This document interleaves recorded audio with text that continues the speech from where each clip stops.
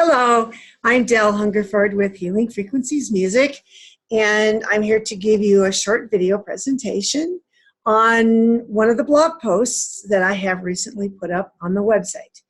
I love Zoom because I get to share my screen, so I'm going to go right to that to show you what I'm talking about so that you can find it. Nope, this isn't the one I'm looking for. We're going to get to this one in a minute. This is the particular blog post I'm going to talk about today. What's up with the A440 concert pitch? And you're going to see if you go to healingfrequenciesmusic.com, you click on blog. It is the blog post that says what's up with A440. And you'll see it's got a whole bunch of information. What is it? When did it become standard?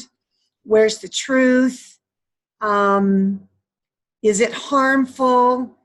And I actually answer a couple of the questions in this little video about some of the things I mentioned here about the Hitler and the A440, as well as temperament and concert pitch, which are these two right here. I'm just going to give a little tiny, itty bitty, teeny weeny little synopsis on that.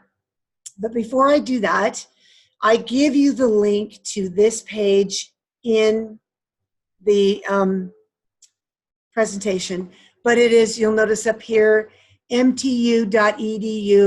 It's a physics of music notes that it's at Michigan Technical University, I believe is where that is. This is to show you I can click on any one of these and I come up with what we call a chart that shows what these frequencies, and we call them hertz, which is this middle one right here. So this is showing the lowest note on the piano is a C.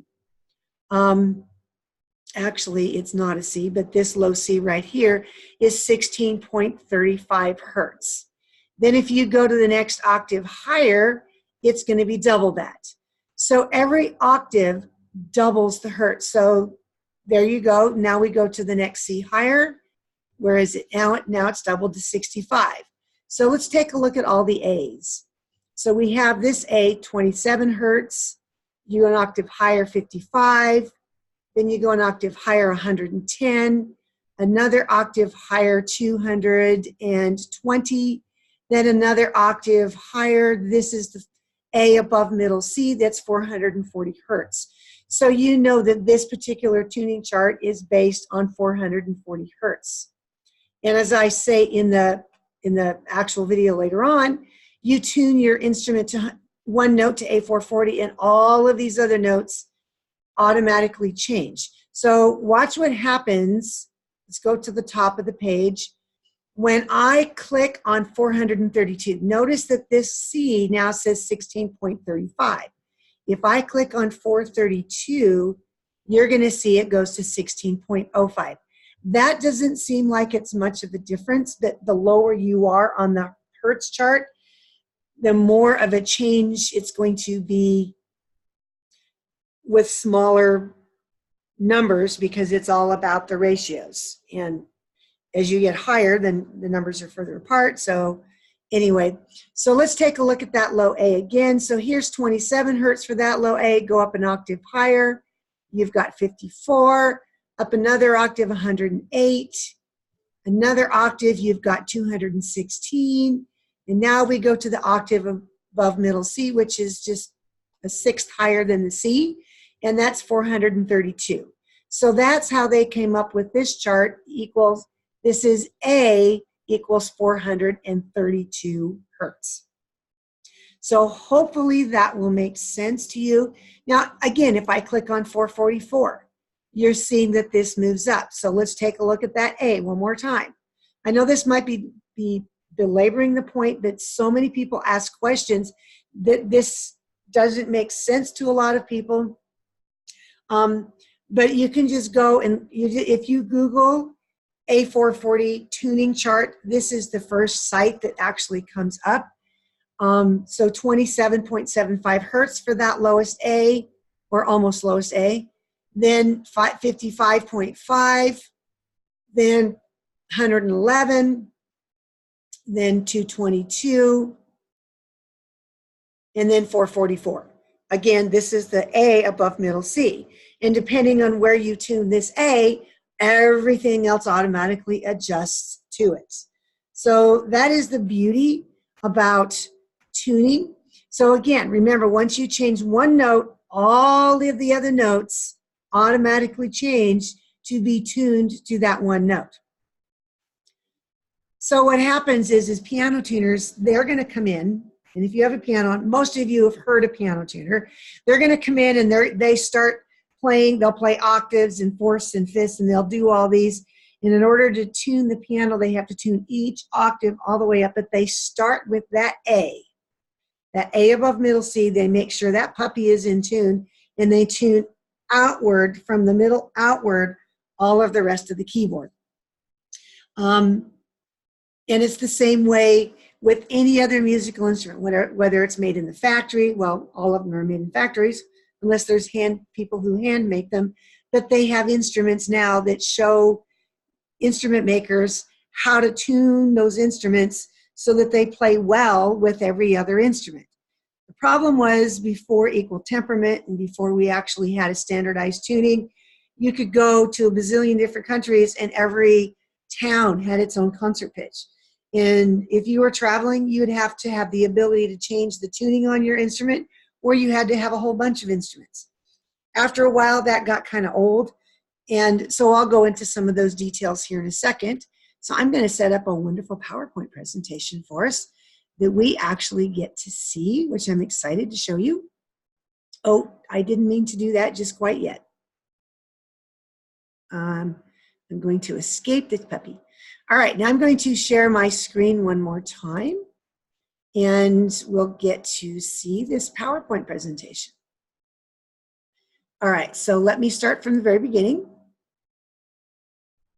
It's a very good place to start.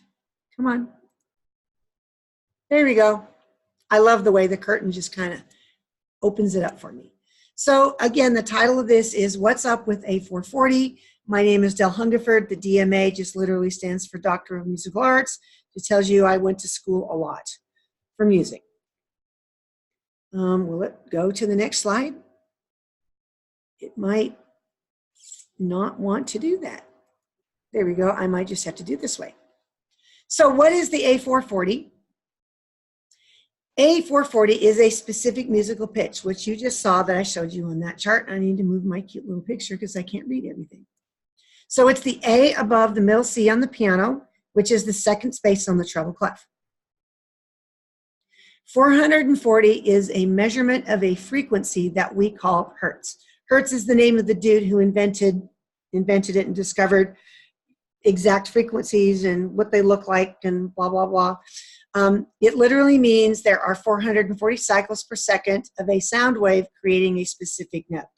So if you take that 440 hertz and you cut it in half, you go down an octave to the A below middle C, and that's 220 hertz. You go down another octave lower, it's 110. As I showed you earlier, you double as you go up the octave. Fourths and fifths and thirds and seconds and tritones and all those, they're going to have a different, they're not going to go up, they're not going to double, they're going to have different ratios. All notes have their own hertz. Higher notes have higher numbers and lower notes have lower numbers. As you noticed when I was showing you that chart, the higher the note went, the higher the number also went. And again, here's a copy of the chart with all the notes, and it's http pages.mtu.edu. I just Google, on the other hand, I just Google A440 music or frequency chart. This is the first page that comes up, which is what I did to find this for you. Now I'm going to give a little bit of a description of concert pitch. Concert pitch requires tuning one note on an instrument. So you tune the one note. If you've ever gone to a band or orchestra concert, the concertmaster stands up, gives a pitch, or has the oboe player give the pitch. We used to always joke oboe players have the right of A. Anyway, they play that A above middle C. Then the woodwinds will tune, the brass will tune, the strings will tune, making sure everyone does all the adjustments in their instrument so that they can hopefully play in tune. Now, there's a lot more to it than that, but that's the basics. All other notes are then tuned to that one reference note. And I liken it, and I say this in that article on my website, it's like taking a Microsoft Word document, highlighting the entire document, and changing the font so that everything matches the font that you've chosen. That's what happens when you tune one note on an instrument, then all the other notes line up to that note. And wind players, we do it by pulling in or out on different parts of the instrument. String players have a little tuning thing that they tighten and loosen the strings. Piano players, sorry, you're out of luck. You just have to wait for a piano tuner, unless you can do it yourself. Guitar players, you see them turning those little knobby things. The tuning pins, that's how you adjust the concert pitch on different instruments. Instruments are made to play in a specific concert pitch so that musicians can play along with one another. It is a requirement in order to play in tune with other musicians. You know, I'm sorry, but playing out of tune is not my favorite thing. I heard enough of that in beginning band. I think those days are done. Before the early 1900s, there were many concert pitches used all over the world, making it difficult for musicians to collaborate unless they had multiple instruments. Oftentimes, you tuned your instrument according to the town clock or the town bell. And, you know, before tuning forks were invented and before there was a standardized way of doing it, people just picked a note and then tuned their instrument to that note, or built instruments so that they worked well with that note. And of course, you can see all those instruments all over museums, which is how I know that there were a variety of concert pitches used, because you go to the Smithsonian, and you go to the musical instrument part, you're going to see a whole bunch of instruments that have different tunings or different concert pitches. Temperament. People get temperament and concert pitch reversed all the time. Temperament is adjusting the distance from one note to the next. Some are wider than others if you're not in equal temperament. Around the time of the Industrial Revolution, instrument builders began to use equal temperament because we had a way that we could measure it. Before that, it was all done by ear, and musicians would tune their instruments according to what key they were playing in so that it sounded pretty well in tune. Not all keys were created equal. Equal temperament means that the distance between every note is mathematically equal. And what it did, it allows musicians to play in every key so that all keys sound good. If you look at key signatures of Renaissance music, medieval music, and any of the stuff that's out there, probably, I'm not so much sure about early Baroque, maybe super early Baroque, where they were basically changing from Renaissance to the Baroque era.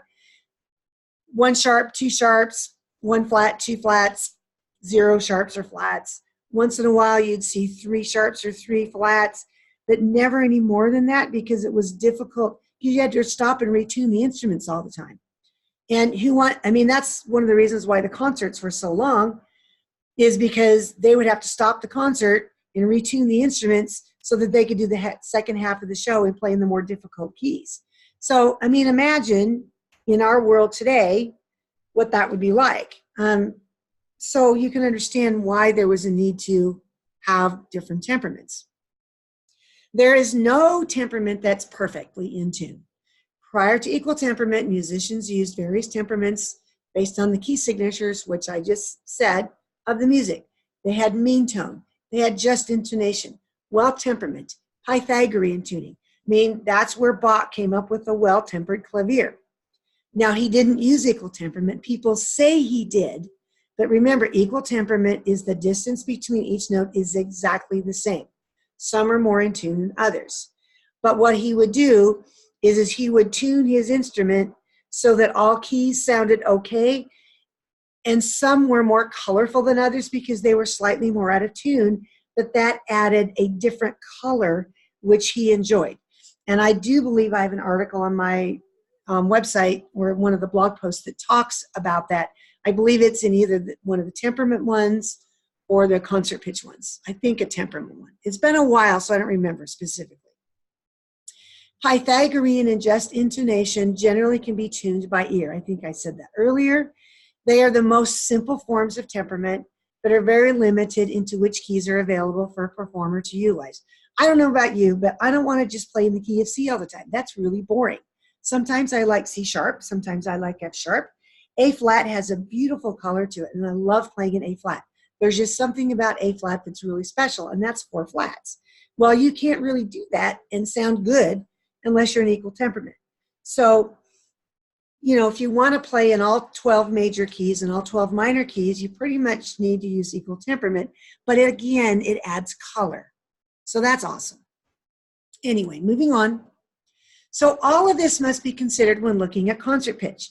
You have to look at the hertz, which is a specific frequency. You have to look at the notes, and you have to take into consideration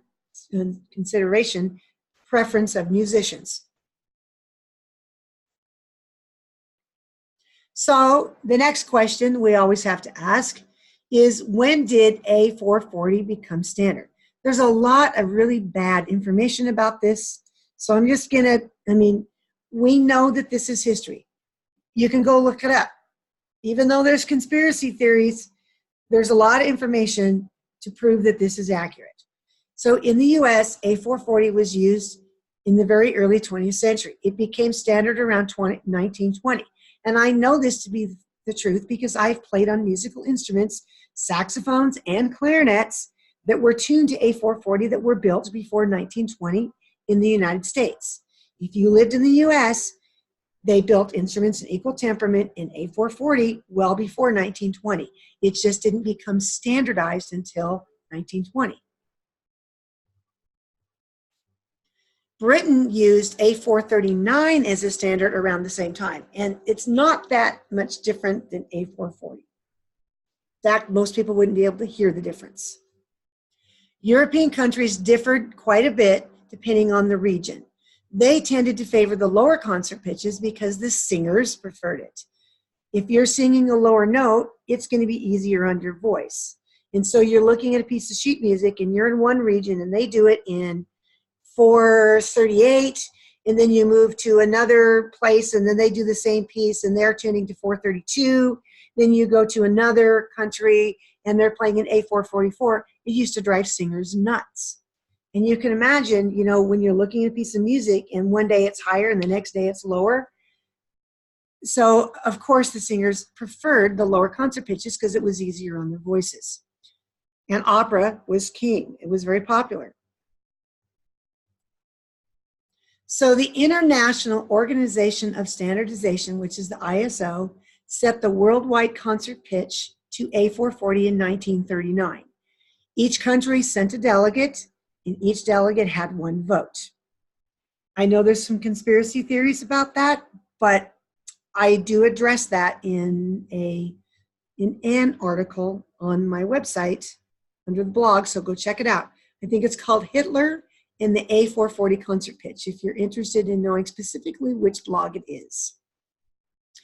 So moving on to the next one. So here's my thoughts on higher concert pitches. Will it let me go? It will. Prior to sound amplification, musicians realized that by using higher concert pitches, sound carried further. Higher notes are always going to be heard above the lower notes. All you have to do is go listen to Beethoven's Sixth Symphony. In the storm movement, you know, the whole orchestra is just like, roar, and then this lone piccolo comes in and plays like 4 notes, and that's supposed to represent the lightning that comes in, and you can hear that one piccolo pierce through an entire orchestra, brass instruments blazing their brains out, and everyone is playing fortissimo because it's supposed to be a storm. One lone piccolo can pierce through the entire orchestra because that pitch is higher. So it makes sense that higher concert pitches would also carry further. So let that sink in for just a moment. There was always a war concerning concert pitches, instrumentalists versus singers. Lower concert pitches were easier on a singer's voice, which I said earlier, but I want to reiterate that. The only war was between musicians. Some musicians preferred one concert pitch and another concert pitch. And so we get into the age of the 20th century where we have recordings. You've got 4 different countries who are doing recordings, and each of them is recording the same piece of music in 4 or 5 different concert pitches, it's going to sound weird. And it's kind of on people's brains. And so that's another reason for standardizing the concert pitch. I didn't put that in there. That was a freebie. Okay. Some instruments like the saxophone, it was invented in 1832. They were specifically invented to produce a louder sound. Remember, before sound amplification, if you wanted to be heard, you had to A, play in a higher concert pitch, you had to add more instruments, or you had to have instruments that were specifically built to play loud. Brass instruments were built to play loud. Interesting to note, military bands became popular in the late 19th and 20th century. Man, I can really read this well tonight. Britain and the USA were two strong forces in military band music. John Philip Sousa, and most of us have heard of him. He wrote the Stars and Stripes Forever. He was a major catalyst to this movement of the military band. And of course, the United States and Britain were the two main countries that where military band music was popular. So it makes sense to me in my musician mind that they would favor higher concert pitches, because remember, again, this was prior to sound amplification. Higher notes and concert pitches carry the sound further, so it makes sense that some nations preferred a higher concert pitch in an era prior to sound amplification. I just said that, but that's a reiteration of that point. So here's some misnomers about the A440. It's harmful, causing damage to our physical body. I'll leave that for a moment. It was used by Hitler as a form of sonic warfare. In actuality, Hitler used loudspeakers of very poor quality, because remember, in the 1930s, 1940s, World War II, that was the beginning of sound amplification. It's like going to a football game and you have the cheerleaders, rickety, risky, Zumba, and they say something in and the crowd yells something back. Those things that they use, those megaphones, those are horrible sound amplification. So you can imagine Hitler blaring music 24/7 through speakers like that all the time. I mean, I'm sorry, that would be enough to drive anybody nuts. Any music at any concert pitch would sound horrific via this form or method of delivery. Just imagine. To me, it's like taking your fingers and running them down a chalkboard 24/7. I propose that rather than A440 being harmful, there are those who may be sensitive to the sound system, the amplification, or any type of tones used more so than actual pitches. I know that there are some people who really struggle with listening to synthesized music. I personally don't like certain guitar sounds because they sound really whiny and it just grates on me, but that doesn't mean there's anything wrong with it. It just means my system doesn't like it. And everybody is going to have a preference to certain sounds that work for them and they don't. No two bodies are alike. So just because it works for one person doesn't mean it's not going to work for another. So I think more than the actual A440 concert pitch itself, there are many other factors that might bother people as opposed to the actual notes themselves. And I'm not sure how many people realize this. Only keyboard instruments can stay in the A440 during a performance. All other instruments are affected by temperature and humidity and will play sharp or flat. So for example, when I recorded the 528 Creative DNA album, that is recorded in the A444 concert pitch. I did that because people asked me to do it, and I just had this nudging that I needed to do that particular note. You don't necessarily have to understand why when you do it. You just do it because you feel that's the right thing to do. I believe that at some point I may understand specifically more reasons why that particular note. I don't necessarily believe everything out there that's been said about that particular frequency, but I'll get into that at some other point. Anyway, 444 is a higher concert pitch than 440. My clarinet is made to play at A440. But if I put on a shorter barrel, which is that little piece between the mouthpiece and where the keys are, I can play a little bit sharper. I had to make sure that my instrument was really warm, because clarinets, when they're really warm, they go sharp. So I started out, it's a 25-minute piece. I started out playing that piece. I was slightly under pitch. By the time I got to the middle of it, I was exactly matching the 444 concert pitch. But as the song continued, I continued to get warmer and warmer and warmer. By the end, I was using fingerings, what I call shading fingerings, to bring the pitch down. I think I stopped in the middle of it and pulled out in a couple places at my instrument, because some of the notes right in the middle of the staff were actually playing quite sharp. And again, I'm playing on an instrument that was made to play at A440, and I'm still going sharp at A444. And there's, on a clarinet, because it has open holes, you can take and you can move your finger and you can move it a little bit closer to that key, and that brings the pitch down. Or you can put another key down and that lowers it. So there's all kinds of things as a musician that I can do to bring the pitch up or bring it down, depending on where I am in the music and what I need to do. So that's an example of how an instrumentalist can adjust within a concert pitch, sharp or flat, depending on how warm they are. Now, if I get out my clarinet and I'm cold, I am going to be super flat. If the instrument is cold, there's no way I'm even going to get up to A440. I'm probably playing more closer to A437 or 438. So my whole point is, no one's going to stay in A440. And most of the time, people go sharp, because that's just what instruments do. All right, I think I said enough of that. Good musicians have the ability to just pitch up or down as needed. Therefore, staying in equal temperament or staying in A440 isn't a thing. Equal temperament means, the exact distance is the same. It's the same between every note.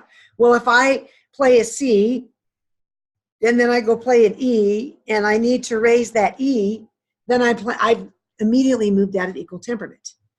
Then I have to make it play sharper or make it play flatter. As soon as I adjust a note, I've gone out of equal temperament. So again, equal temperament isn't a thing. It's all individual preference of the musician, if they know what they're doing, and if they know how to listen and play in tune. But you'd be amazed at how many musicians cannot play in tune. I'll leave that one alone. So consider how a musician tunes. You have temperament, you have concert pitch, and you have the actual note, which are all important. You'll notice that the blue is the actual note here, which is the most important aspect. That's the thing. You can make smaller adjustments. In actuality, these should be smaller, because the actual note is the most important thing, and you can adjust concert pitch or temperament depending on the needs. So I thought that was a cute little graph to show you how that works. And then here's the next piece of the puzzle. What part does intent play? So think about your favorite songs. Next, think about how many people you've heard sing those songs. You'll like some more than others. Why? You have 4 artists singing the same song. You're going to like some and you're really not going to like others. There's a variety of reasons for that. One of them I propose is that each person brings intent into their music.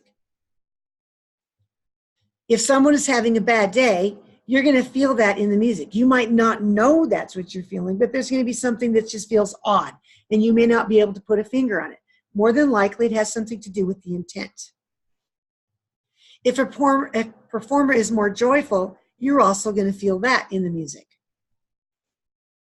Intent is part of what a performer brings to his or her music.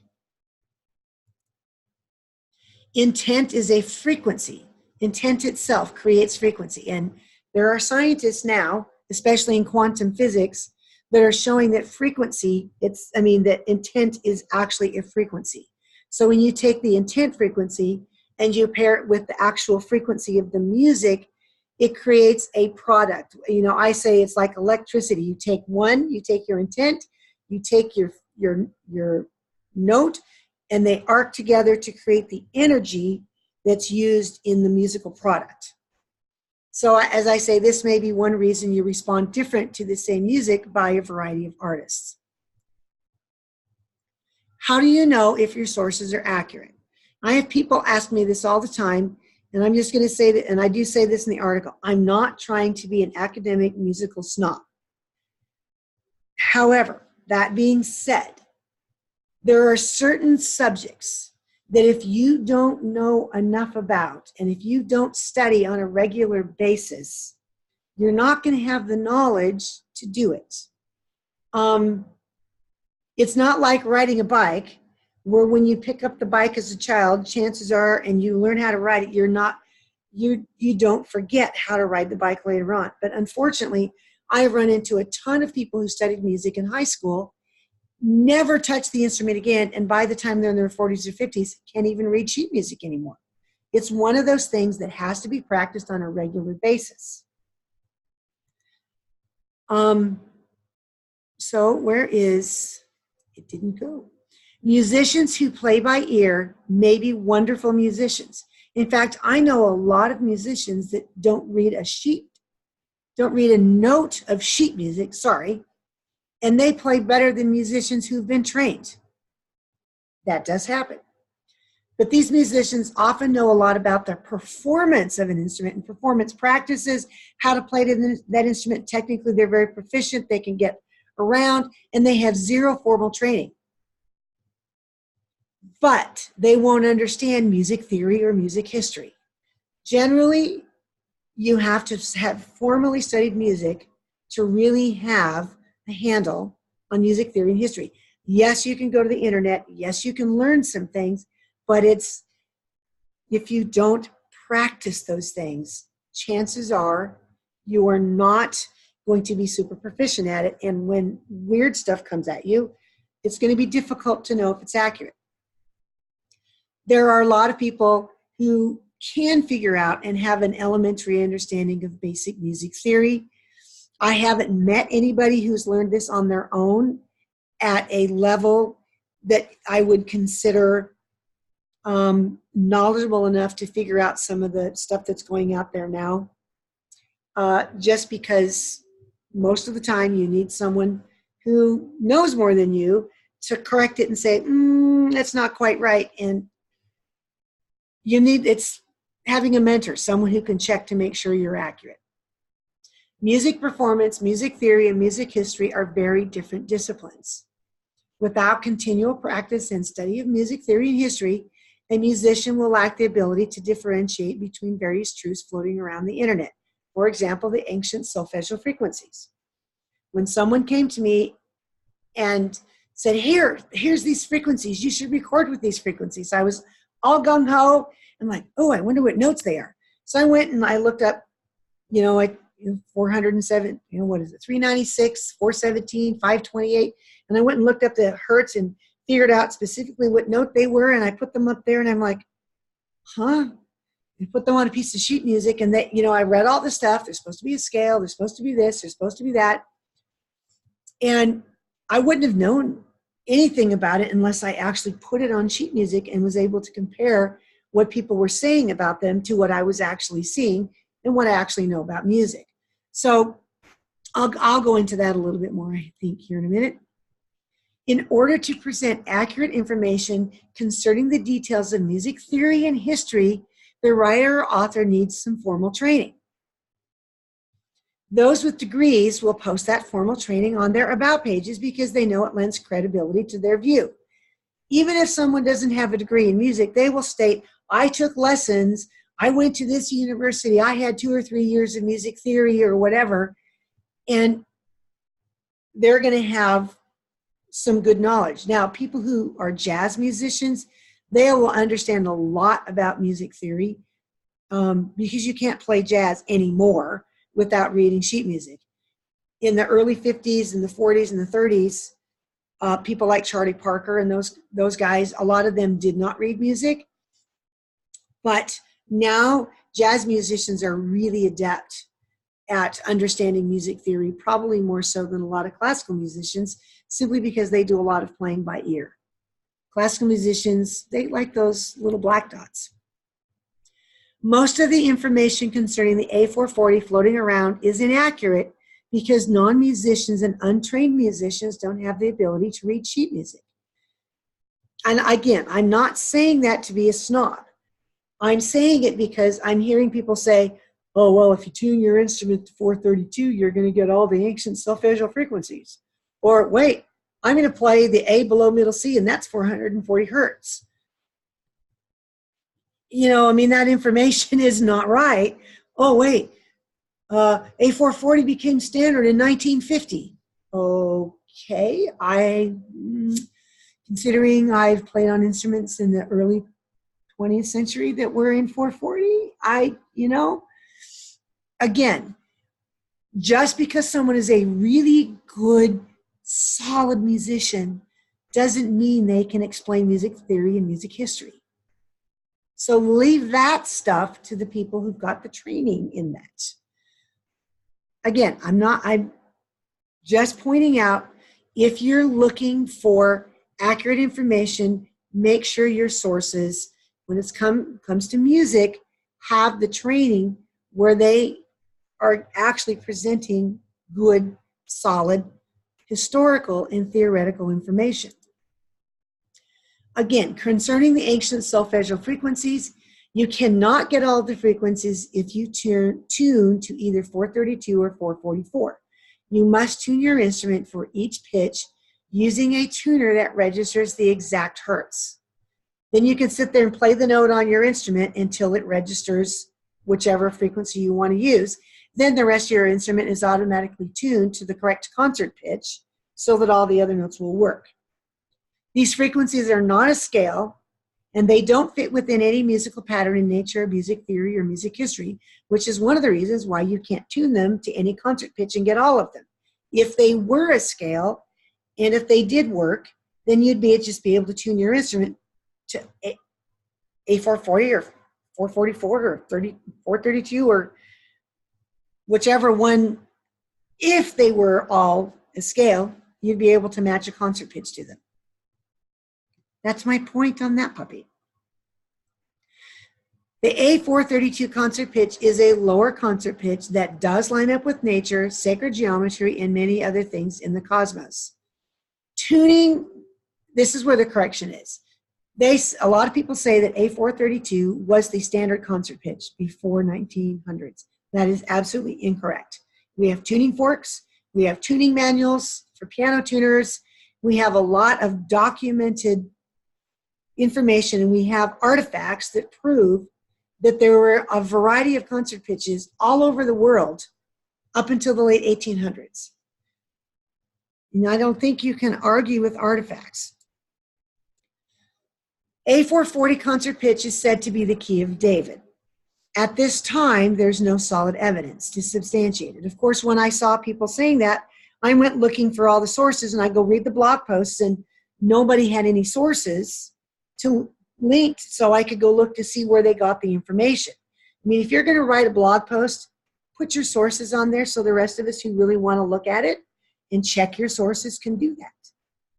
So all I'm saying is there's nothing that we have found at this point that substantiates that A444 is the key of David. But what we do have is a Sumerian tablet. I can't remember, I think it's in a museum somewhere in the US. And they couldn't figure out what it was, but then they realized after translating it, it was a tuning manual for a lyre, and they did date it from around the time of David. They also, and this Richard Dumbrill guy that I mentioned here, he was the lead researcher on the project. I can't remember which British museum he is in Britain, but he's at the big one. I just can't remember the name of that museum. They found, when they were excavating an area, these lyres. They reconstructed the lyres, and based on, using physics and using math and string tension and all of those information, all of that information, not those, all of that information. Then they took this tuning manual and realized, wait, this tuning manual matches these lyres. And again, once they figured out the correct tensions where the note would sound the best, they realized that it was probably closer to A440. I think it was actually A439, that those particular lyres worked the best. Again, that was around the time of David. Who knows? But until we have evidence of that, I am not willing to state, yes, this is the key of David. Even if people get revelation on something, that's great. But at some point, we're going to find something to substantiate that. Maybe soon, I hope. If that is the case, I hope we find it. Prior to the 1500s, musicians used Pythagorean or just intonation. These were temperaments, and this is how they tuned the intervals, which is the distance between notes. Mostly just intonation if they were tuning, which this lyre was tuned from one note, then you would go like a fifth up and then a fourth down, and then another fifth up and a fourth down. And so they would tune according to intervals, which is exactly how pianos are tuned nowadays. They'll tune the octave to set it, but then it's mostly tuned by fourths and fifths, and then all the other notes are done in between. Pythagorean tuning and just intonation are natural tunings that can be used and done by ear because you can hear the beating. If it's like wah, wah, wah, wah, wah, wah, wah, wah, wah, that means it's really out of tune. But if it's wah, wah, wah, wah, it's pretty close to being in tune. And that's what people listen to when they're tuning their instruments. They still do it that way. So again, for more information on this, go to healingfrequenciesmusic.com. On the blog post, I'm going to stop sharing right now. A couple other things that I want to show you in this, which I may come up and share the screen again here in a minute. But we're going to go back to here. There we are. There you are again. I'm back. Again, I'm just going to pull out, just because I think visuals are always very helpful. I do some clarinet lessons with students via online sometimes. So I have a little instrument that I use here that I don't actually play, but I use it to show fingerings. So when you're tuning an instrument, for example, in this clarinet, this is the barrel. If you pull this thing out, that makes it flatter. It makes the instrument longer, so the notes, every note will be slightly lower. I push it in, it's going to bring the pitch higher and make all of the notes higher. Now, clarinets are tuned a little bit differently because if you pull out here, it tunes the top half of the instrument. If you pull out in the middle, it's going to tune the bottom half of the instrument. And there are many times where I'm playing along, for example, this is a B natural on the instrument, but if I use this B natural, it's going to be slightly different pitch than this B natural. And if I'm coming down and I'm playing, and all of a sudden this low G, I'm playing really soft, and that low G is really sharp, I might take and just press this key down right here. And you can see it come down. By that key coming down that much, that will make the pitch slightly lower. It'll change the quality of the sound, but if you're playing soft, it's not going to matter as much. But clarinet players, there's a lot of things that we can do. This open note with no fingerings at all, that's G, second line on the staff. A lot of times it's sharp, so you can add fingers. In fact, I actually finger that G, you see, like this. That's how I finger G every time I play G. And G sharp and A sharp, I play this way to bring the pitch up and to make it match the quality of all the other notes. So every musician is going to tune their instruments differently depending on their personal preferences and also whatever the issues are with the instrument. Some clarinets, what we call the throat tones, which is no fingers, this key, and adding the register key, those notes are really, really sharp. So you have to add fingers to bring the pitch down so that those notes match all of the other notes. And we spend our entire careers learning how to tune our instruments. And again, as I said, I'm never going to stay in equal temperament because I'm constantly making adjustments, a little bit higher, a little bit lower, so that I'm in tune depending on where I am in the chord or what I'm doing. If I'm playing with the piano, I'm going to tune differently than if I'm playing with the band or orchestra, because a piano can't adjust. All the other wind instruments can, which is one of the reasons why wind instrumentalists struggle with going back and forth between playing with the band and playing with the piano. You have to tune differently for each situation because of how the instruments are tuned. So tuning is a musician's nightmare. You'll never stay in 440. That's just the way the cookie crumbles. So there was my little introduction to that. The other thing that I'm going to, let me pull up this will be the last thing I'm going to talk to you about. And then we're going to end this cute little video discussion.